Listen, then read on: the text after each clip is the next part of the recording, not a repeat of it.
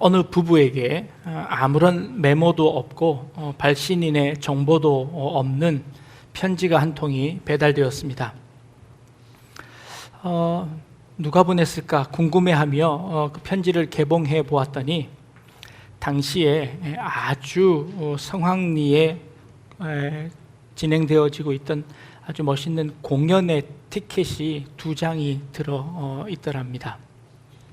도대체 누가 보냈을까 궁금해하며 여러 사람들에게 수소문해 보았는데 아무도 자기가 보낸 것이라 이야기하지 않더랍니다. 이제 공연의 날짜는 하루하루 다가옵니다. 가야 될까 말아야 될까 고민을 하다가 혹시나 그곳에 가면 그 사람을 만날 수 있지 않을까 하는 기대감을 가지고 그 공연을 구경하러 갔습니다. 그래서 공연을 다 보는 동안 아무도 나타나지 않습니다. 누가 보냈는지 모르고 그 공연을 잘 보고 집으로 돌아왔습니다. 집에 돌아와서 누가 보냈는지를 알게 되었습니다. 집에 들어왔더니 집안이 온통 난리였습니다.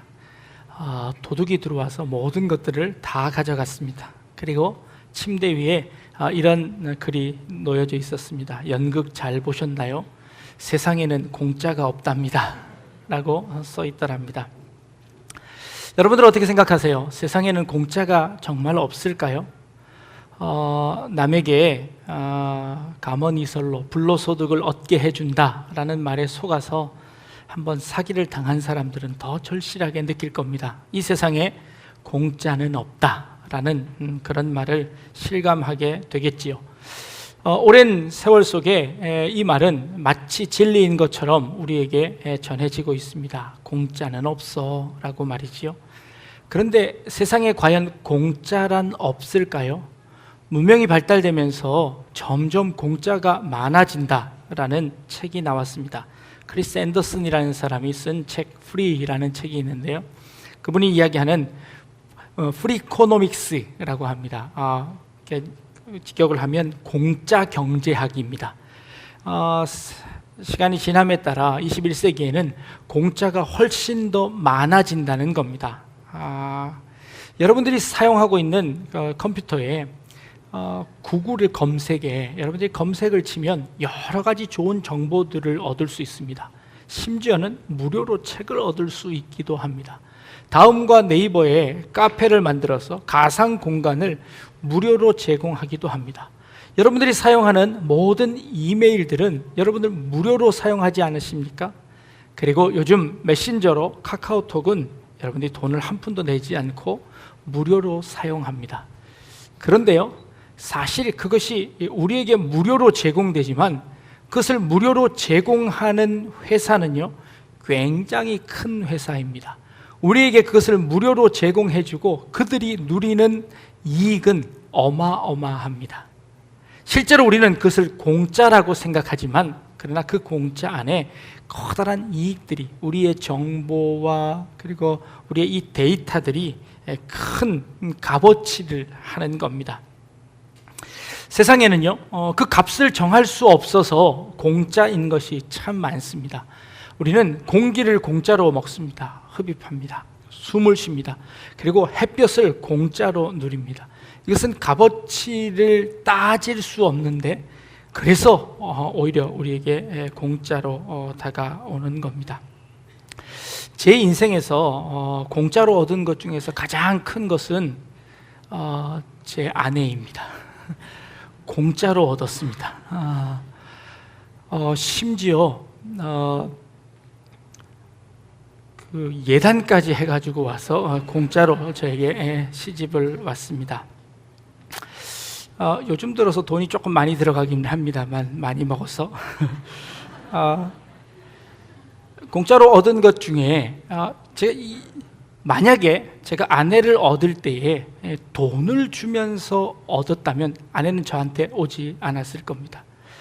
내가 얼마만큼의 돈을 주더라도 돈으로 여인을 얻을 수는 없습니다. 근데 제가 아내를 그렇게 공짜로 얻을 수 있는 값어치는 무엇이었냐면 아마도 사랑이었을 겁니다. 사랑의 값어치를 매길 수 없습니다. 그러나 그 사랑으로 저는 더 큰 선물을 받게 된 것이지요. 우리 인생을 살아가면서 돈으로 매길 수 없는 그 큰 은혜들을 누리는 겁니다. 하나님께서 우리를 사랑하셔서 우리를 자녀 삼아 주셨습니다. 하나님의 사랑이 얼마나 큰지 하나님께서 그 독생자 아들을 아끼지 않고 우리에게 주심으로 말미암아 하나님께서 우리를 사셨습니다. 우리는 그 하나님의 은혜를 값 없이 얻었습니다. 그러나 그것은 값이 없는 것이 아니라 값을 매길 수 없을 만큼 큰 값어치로 하나님께서 우리를 구원해 주셨습니다. 공짜로 얻었습니다. 로마서 3장 23절 말씀에 모든 사람이 죄를 범하였음에 하나님의 영광에 이르지 못하더니 그리스도 예수 안에 있는 속량으로 말미암아 하나님의 은혜로 값없이 의롭다 하심을 얻은 자 되었느니라 라고 말씀하십니다. 하나님의 은혜로 내가 값없이 의롭다 하심을 얻게 되었다라고 고백하는 것이지요. 너희는 그 은혜로 의하여 믿음으로 말미암아 구원을 받았으니 이것은 너희에게서 난 것이 아니요 하나님의 선물이라. 행위에서 난 것이 아니니 이는 누구든지 자랑하지 못하게 함이라. 에베소서 2장 8절에서 9절 말씀입니다. 은혜로 얻었습니다. 우리에게서 난 것이 아닙니다. 하나님의 선물입니다. 그렇기 때문에 누구도 자랑하지 못할 것이다 라고 말씀하고 계시지요. 우리에게 거저 주신 겁니다. 공짜로 주셨습니다. 근데 공짜와 무료로 주셨다는 이 어감이 조금 다른 것 같습니다. 공짜와 무료는 어떤 차이가 있을까요? 제가 국어사전을 좀 찾아보았는데요. 공짜는 값이 없다는 것이고요. 무료는 값이 있는데 그 값을 받지 않고 무료로 그냥 주는 것이다 라는 것이죠. 하나님의 은혜는 그 값을 매길 수 없지만 그러나 그 값을 하나님이 다 치루어 주시고 우리에게 거저 주시는 것이다 라는 이 거저 준다 이 말씀을 쓰는 겁니다. 그래서 오늘 우리 본문 말씀에 거저 받았으니 거저 주라 라고 말씀하십니다. 하나님의 그 놀라운 은혜를 거저 받았습니다. 그러니 이제 우리는 그 은혜를 거저 나누어라 라는 그런 말씀인 것입니다. 복음성가 중에 당신은 사랑받기 위해 태어난 사람이라는 아주 유명한 복음성가가 있습니다. 당신은 사랑받기 위해 태어난 사람이라는 곡입니다. 이 곡은요, 우리가 어떤 존재인지를 설명해 줍니다. 우리는 사랑받기 위해서 태어났고 그 사랑을 우리의 삶 속에서 그 사랑을 받고 있습니다. 태초부터 시작된 하나님의 사랑은 우리의 만남을 통해 열매를 맺고 당신이 이 세상에 존재함으로 인해 우리에게 얼마나 큰 기쁨이 되는지 모릅니다. 당신의 존재 그 자체가 우리에게 기쁨이고 행복입니다. 당신은 그런 존재입니다 라는 그런 찬양입니다. 너무너무 좋은 찬양이지요. 그런데 이 찬양은요, 유효기간이 예수 믿은 지 딱 1년까지입니다. 왜냐하면 우리 갓난아이가 태어나면요, 태중에 있을 때부터 축복이라고 부르고 얼마나 기뻐합니까? 그리고 태어날 때까지 건강하게만 태어나다오 라고 기도를 합니다. 그래서 정작 그 아이가 태어나면요, 그 아이의 존재만으로도 기뻐합니다. 이 손발이 다 달렸고 손가락이 10개가 다 있고 발가락만 있으면 너무너무 기뻐합니다. 근데 그 기뻐하는 것은 언제까지냐 하면 돌 때까지입니다. 돌이 지나면 그 존재만으로 기뻐하는 것이 아니라 매를 들어서라도 이 아이가 똑바로 자라도록 때립니다. 그때서부터는 하지 말라는 게 그렇게 많습니다. 나중에 이 아이가 자라나야 되기 때문이죠. 근데 이 찬양은요, 우리 이 사랑받기 위해 태어난 사람 이 찬양 1절은 우리가 그런 존재입니다라는 것을 설명해 주는 겁니다. 근데 사실 이 복음성가에 2절이 있어야 됩니다. 2절은 그 복을 누리는 사람들이 어떻게 살아가야 하는지, 그 복을 어떻게 누려야 하는지를 설명해 주어야 하는데 그 2절이 빠져 있습니다. 2절에는 어떤 가사가 들어가야 되냐 하면 부름받아 나서니 몸 어디든지 가오리다. 아골골짝 빈들에도 복음 들고 가오리다. 이런 가사들이 2절에 나왔어야 되는 겁니다. 이 가사가 나와 있지 않습니다. 우리가 거저받은 것이 맞습니다. 그러니까 거저받았기 때문에 그것이 내 것이 아니기 때문에 그것을 돌려주어야 합니다. 거저받았으니 거저 주어야 하는 삶을 살아야 하는 것이지요. 그런데 우리는 늘 어린아이의 신앙을 가지고 그래, 나는 사랑받기 위해 태어난 사람이야. 그래서 교회 와서도 늘 나는 사랑받기 위해 태어난 사람이야. 사랑을 간구합니다. 날 사랑해 주지 않으면 화가 납니다. 삐져서 다른 교회 갑니다. 그 교회 가서 또 사랑받기를 원합니다. 네, 맞습니다. 우리는 사랑받기 위한 존재입니다. 그러나 그 사랑을 거저받았기에 그 사랑을 거저 나눌 수 있는 삶을 살아야 한다는 것이지요. 예수님께서 제자들을 부르셨습니다. 지난주에 12명의 제자들을 부르시고요. 이제 오늘 그 제자들에게 예수님께서 명령을 내리십니다. 가면서 전파하여 말하되 천국이 가까웠다 하라 라고 말씀하십니다. 이 천국이 가까웠다라고 말씀하신 이 말씀은요, 세례 요한이 최초로 복음을 전할 때 회개하라 천국이 가까웠느니라 라고 복음을 전했습니다. 예수님께서도 사역을 시작하시면서 가장 첫 번째 하신 말씀이 회개하라 천국이 가까웠느니라 라는 말씀이셨습니다. 예수님께서 12제자를 훈련시키신 다음에 그 12제자를 보내시면서 하시는 말씀이 천국이 가까웠다라고 선포하라고 말씀하십니다.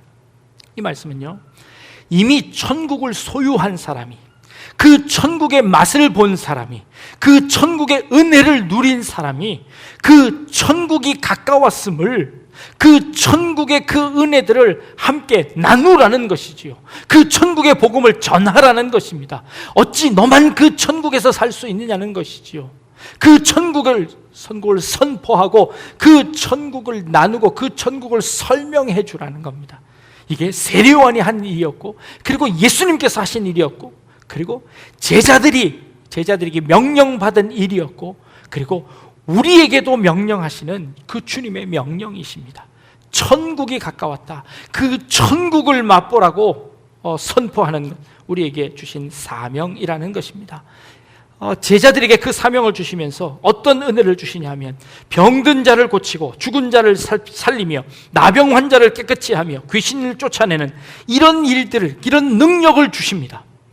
너희가 보지 않았느냐?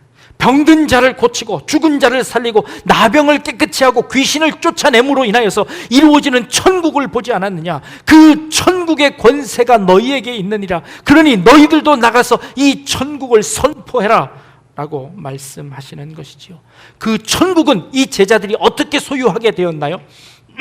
거저받았습니다. 은혜로 받았습니다. 아무런 노력 없이 그 천국을 소유하게 되었습니다. 그 천국을 가졌기에 그 천국을 함께 나누라 라고 말씀하시는 것이죠. 거저받았기 때문에 거저 주는 겁니다. 우리 기독교인들이 오해하는 것이 있습니다. 내가 예수를 믿은 것은 내가 하나님께 기도를 열심히 한 것이고 내 믿음이 이렇게 자라나서 내가 이렇게 하나님의 사람이 되었습니다 라고 생각합니다. 내가 나 된 것이 나의 힘이고 나의 능력이라고 오해를 합니다.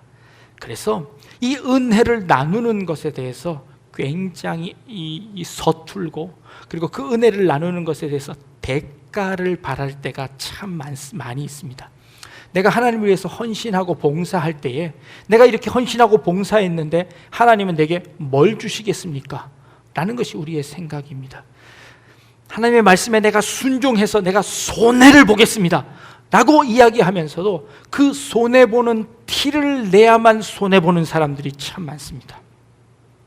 이것이 내게 거저 왔다고 생각하면 이것을 거저 유통하는 데에 어떠한 조건이 필요 없습니다. 그런데 우리는 이것이 내 힘으로 내 능력으로 얻은 것이라고 생각해서 내가 손해볼 때에도 최소한 손해보는 티를 내서라도 내가 손해보고 있다라는 그 훈장이라도 하나 달아야만 손해보는 그런 사람들로 변해버렸습니다.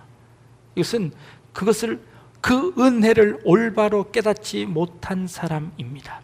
하나님이 우리에게 거저 주셨음에도 불구하고 그것을 내 능력으로 내 힘으로 소유한 것이다 라고 그렇게 착각하는 데서 오는 오해라는 것이지요. 어느 신사가 길을 가다가 깡통 하나를 놓고 구걸하는 사람을 보았습니다. 자기의 옛날 모습을 보는 것 같아서 마음이 너무 찡해서 그 사람에게 뭔가를 좀 도와줘야 되겠다 하고 주머니를 이렇게 했는데 동전이 없더랍니다. 그래서 지갑을 꺼내서 이 지폐를 주는데, 아이 그래, 내가 이왕 마음 먹은 거 이 사람한테 아주 듬뿍 한번 주자 하고 지갑에 있는 돈을 탁 꺼내서 그 사람 주머니에다 탁 집어넣어주고 왔답니다. 마음이 정말 뿌듯했습니다. 그런데 다 주고 와서 이제 버스를 타려고 하는데 버스비가 하나도 없는 겁니다. 그래서 걸어갈 수는 없고 어디 은행도 없고, 그래서 이제 생각나기를, 내가 그 사람한테 다 줬으니까 그 중에서 1,000원짜리 한 장만 내가 가지고 와야 되겠다 생각이 들었습니다. 그래서 돌아가서는 그 사람 주머니를 이렇게 뒤적거려서 1,000원짜리를 하나를 꺼냈는데 그 거지가 손을 덥석 잡더니 어디 거지 거를 훔쳐가려고 그러냐고 잡더랍니다. 그래서 자초지종을 이야기하고 내가 1,000원만 달라고 부탁을 했더니 그 거지가 모른 척 하더랍니다. 그러면서 생각이 듭니다. 네, 하나님께서 우리에게 모든 것을 다 허락하셨는데 내가 하나님께 조금 드리는 것, 그것을 인색하게 생각하고 그것을 아깝게 생각하더라는 겁니다. 하나님께 드리는 것이 마치 내 것을 빼앗기는 양 그런 생각을 한다는 것이지요. 이 모든 것이 다 하나님께로부터 온 것입니다. 나의 시간과 그리고 나의 건강과 나의 물질과 나의 모든 것들이 다 하나님께로부터 온 것입니다. 하나님이 쓰시겠다 하실 그때에 내가 하나님의 것을 돌려드리는 것, 이것은 내가 생색낼 일도 아니고 내가 당연히 해야 하는 그런 일들이라는 것이지요. 그런데 우리가 그렇게 하지 못했다는 것이지요. 감리교 창시자였던 존 웨슬리라는 사람이요, 그의 글에 이렇게 기록을 했습니다. 내가 32살 때에는 제 수입이 30파운드였습니다. 제가 삶을 살아가면서 그 30파운드 중에 28파운드를 제가 쓰고 2파운드를 구제하는 데 사용했습니다. 제가 중년쯤 되었을 때 제 수입은 100파운드로 늘어났습니다. 그런데 그 100파운드 중에서 제가 28파운드를 쓰고 72파운드를 구제에 사용했습니다. 제가 말년이 되어서 제 수입이 300파운드가 되었습니다. 그 300파운드 중에서 제가 28파운드를 쓰고 272파운드를 구제비에 사용했습니다. 라고 글을 썼습니다. 웨슬리는 수입이 늘어났음에도 불구하고 자기에게 필요한 28파운드를 쓰고 나머지 모두를 구제비에 사용했다는 그런 이야기입니다. 은혜로 받아들인 사람만이 살아낼 수 있는 멋이라 생각됩니다. 우리 인생을 살아가는데 우리 예전에는 무엇보다 양을 따졌습니다. 많이 버는 것, 그래서 부자가 되는 것을 우리가 부러워했습니다. 그런데 이제는 이 졸부라고 해서 돈만 많은 사람들을 우리는 욕을 합니다. 손가락질합니다. 이제는 질입니다. 그 돈이 어떤 질, 땅 부자가 아니라 이 어떻게 돈을 벌었는지 그 질을 생각하게 되었습니다. 그런데 그 질의 시대도 지났습니다. 이제 그 돈을 어떻게 멋있게 사용하느냐를 따집니다. 이제 양을 넘어서 질을 넘어서 멋을 생각하게 됩니다. 우리 믿음에도 마찬가지인 것 같습니다. 이 그리스도인의 멋이라는 것이 무엇일까요? 하나님의 은혜를 누린 사람들이 그 은혜를 멋있게 사용하는 겁니다. 그래서 우리 인생 가운데 그런 좀 멋이 있었으면 좋겠습니다. 내 힘으로 내 능력으로 내가 이것을 모은 것이다 라고 생각하면 그것을 놓을 수가 없습니다. 그런데 하나님께서 내게 은혜로 주신 것이다 라고 하면 그 은혜를 멋있게 쓰는 겁니다. 요즘 예전에 이런 그 유행가가 있었지요. 저 별은 나의 별, 저 별은 너의 별이라는 그런 노래가 있습니다. 그 별을 누구 맘대로 내 것이라고 그러고 누구 맘대로 남에게 줍니까? 내 것이 아닙니다. 하늘의 하나님께서 만든 것입니다. 그래서 내 마음대로 주는 겁니다. 내 사랑 따라 내 생각 따라, 그래 저 별은 너 별하고 저 별은 그래 네 별하고 저 별은 내 별하자 라고 이야기합니다. 요즘에 진짜로 이 별을 판매하는 사람들이 있습니다. 인터넷에서 별을 찍어서 그 별의 위치를 그리고 그 정보를 주고 이 별은 당신 별입니다 라고 5만 원을 받습니다. 정말 이 봉이 김선달처럼 이 대동강물을 팔아먹는 것처럼 그렇게 이 별을 팔아먹는 사람이 있습니다. 이 모든 것 다 하나님께서 허락하신 것입니다. 하나님께서 우리에게 은혜로 주신 것 누리며 살아가고 멋있게 살아가는 인생이지요. 1904년도에 우리나라에 오셨던 선교사님 중에서 알렌이라는 선교사님이 계십니다.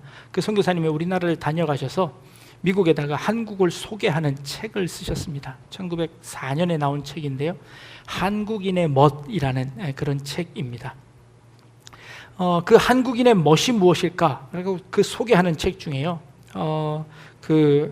소개하는 그 한 책이 김삿갓을 예로 들었습니다. 한국인에게는 이 전해오는 사람들 중에 김삿갓이라는 사람이 있다. 이 사람은 그 세상을 방황하면서 이리저리 다니면서 어떤 사람이 가서 밥 한 숟가락 먹고 거기다가 멋진 시 한 수 써주고 그리고 또 훌훌 떠나는 그런 사람이다. 이게 한국인의 멋이다 라고 하는 것이죠. 아무 욕심도 바람도 기대도 없는, 그러면서도 그 삶을 누릴 수 있는 삶, 이것이 한국인의 멋이다 라고 한국을 소개했습니다. 이제 한국인들이 그 멋을 다 잃어버린 것 같습니다. 주님께서도 이 땅에 오셔서 그 은혜의 멋을 부리신 분이십니다. 그분이 모든 것 다 하실 수 있는 분이셨음에도 불구하고 그것을 거저 나누어 주고 거저 베풀고 그 사람들에게 다 나누어 주고 제자들 12를 뽑아서 그들에게 모든 능력을 다 전수하고 그들에게도 똑같이 너희도 거저 받았으니 거저 나누어 주어라 라고 부탁하시며 떠나시는 그 삶, 그리고 그의 모든 몸, 물과 피를 다 쏟으시고 그 모든 것들을 우리에게 다 베푸시고 우리에게 다 허락하신 그 주님의 삶이 우리에게 멋으로 다가오는 것이지요. 이 예수님의 참된 제자의, 그리스도인의 참된 이 멋을 깨닫는 우리 성도님들 되어질 수 있기를 주님의 이름으로 부탁을 드립니다. 거저 받았으니 거저 주어라 라는 이 주님의 말씀입니다. 하나님께서 아브라함을 복의 근원으로 부르셨습니다. 복의 근원이라는 것이 무슨 뜻일까요? 복을 많이 받는다는 그런 뜻일까요? 아니면 내 삶에서 복이 넘쳐난다는 뜻일까요? 하나님께서 아브라함을 부르시면서 이렇게 약속하셨습니다. 아브라함아, 아브라함아, 내가 너를 복의 근원으로 만들어 주겠는데, 복의 근원이 무엇이냐 하면 누가 너를 축복하면 내가 그 사람을 축복하고 누가 너를 저주하면 내가 그 사람을 저주하겠다 라는 것이 복의 근원이라고 설명해 주십니다. 무슨 뜻입니까? 나를 통해서 다른 사람들에게 축복이 전해질 수 있는 축복의 통로로 사용하시겠다는 겁니다. 내게 복이 넘쳐서 내게 복을 넘쳐 흘러나는 그 복이 아니라 나는 그저 통로로 사용돼서 나를 통해서 하나님의 사랑과 하나님의 은혜와 하나님의 능력들이, 하나님의 복들이 흘러갈 수 있도록 만드는 그 복의 근원의 축복을 너에게 주겠다라고 말씀하시며 이 아브라함을 가나안 땅으로 인도하셨습니다. 가나안 땅이라는 것이 어떤 땅입니까? 우리나라 경상도보다도 조금 더 적은 땅입니다. 그런 조그마한 땅에서 어떻게 복의 근원이라는 그 복이 흘러 넘칠 수 있겠습니까? 이 가나안 땅은 지정학적으로 어떤 위치에 있냐면 이 이집트가 왕성해져서 이집트가 유럽 쪽으로 아니면 아시아 쪽으로 이 발걸음을 옮기기 위해서는, 그 정복하기 위해서 반드시 지나가야 하는 곳이 이 이스라엘 가나안 땅이었습니다. 반면에 이 징기스칸이 이쪽 아시아에서 이 세력이 커져서 이 아프리카를 집어삼키려고 하면 반드시 지나가야 하는 곳이 가나안입니다. 유럽이 세력을 얻었습니다. 그 유럽 세력들이 다시 이 아시아로 넘어오려고, 아프리카로 넘어오려고 할 때 반드시 지나가야 하는 곳이 가나안 땅이었습니다. 그 조그마한 별 볼 일 없는 땅이었지만 그 땅은 통로의 땅이었습니다. 그 통로를 지나가지 않으면 다른 곳으로 갈 수 없는 바로 그 통로였습니다. 그 통로에 하나님께서 아브라함을 부르시고 이스라엘 백성을 선택하시고 그곳에서 복의 근원이 되는 축복을 허락하셨습니다. 그리고 너를 통해서 이 온 인류가 구원을 얻고 이 온 인류가 복을 얻을 수 있는 그 축복의 통로가 되어라 라고 이스라엘 백성들을 선택하셨지요. 이 땅에 우리를 부르신 이유가 무엇입니까? 바로 그 이유입니다. 우리를 통하여서 하나님의 축복이 흘러갈 수 있도록 만들어내는 것, 그것이 우리의 사명인 것이죠. 주님께서 이렇게 말씀하십니다. 이방인의 길로도 가지 말고 사마리아인 고을로도 들어가지 말고 오히려 이스라엘 집에 잃어버린 양에게로 돌아가라 라고 말씀하십니다. 이것이 무슨 말씀일까요? 먼 곳에 가지 말고 이스라엘만 가라는 그런 말씀이 아니라 이스라엘부터 그 복을 유통하도록 해라라는 것입니다.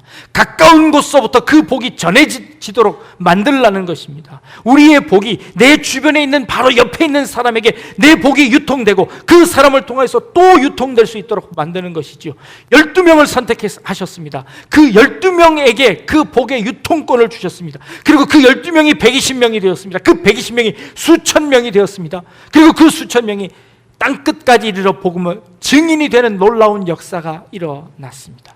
그 일들이 바로 나로부터 시작되는 것입니다. 지금 이 자리에 앉아 계신 우리 성도님들 한 분 한 분을 여러분들의 고백들을 통하여서, 여러분들의 삶을 통하여서, 여러분들의 믿음을 통하여서, 여러분들의 신앙을 통하여서 하나님의 복이 바로 옆에 있는 사람들에게 전달되어질 수 있기를 원합니다.